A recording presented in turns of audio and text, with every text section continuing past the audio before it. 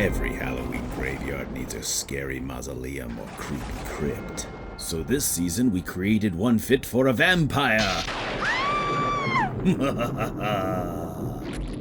Chris and Gina here.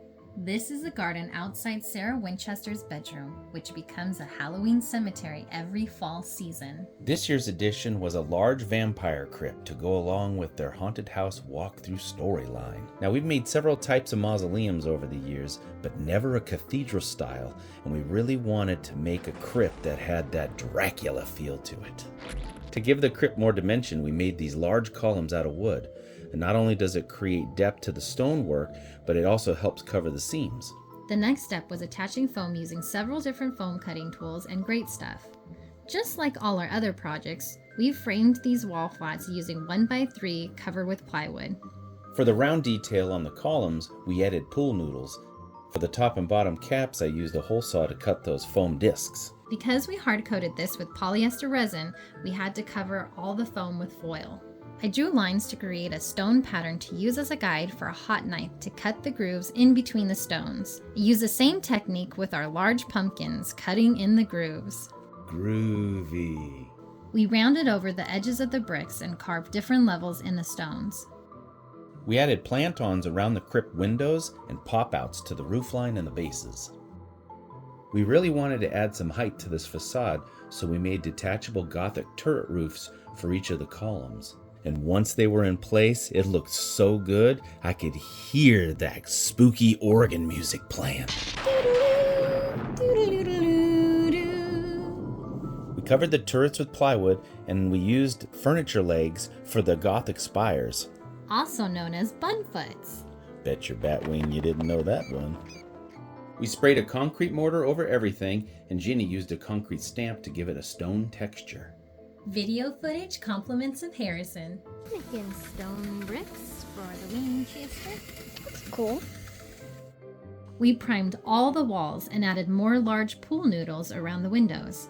I decided to use one big piece of foam to carve the entire medieval-style archway above the door. We make all of our stuff modular, so we test fitted everything first, making sure it worked. In keeping with the storyline of the haunt, this crypt was newly constructed and didn't need a lot of heavy aging.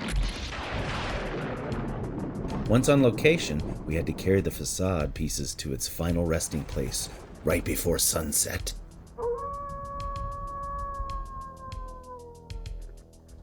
Thankfully, the things we build only require the two of us to set up, but we can't wait for our little Igor to help us when he gets a little older.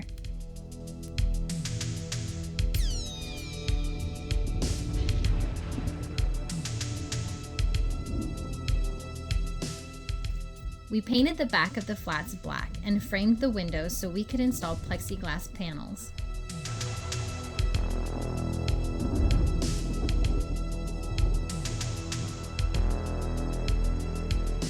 Here's a quick tour of the graveyard. We built most of the props you see over the past couple of years.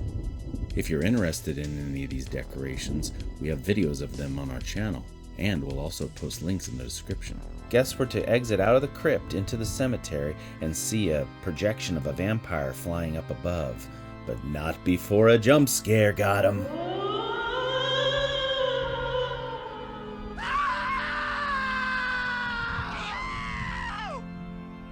Stained glass windows were added to help block sightlines, but still allow light leak through.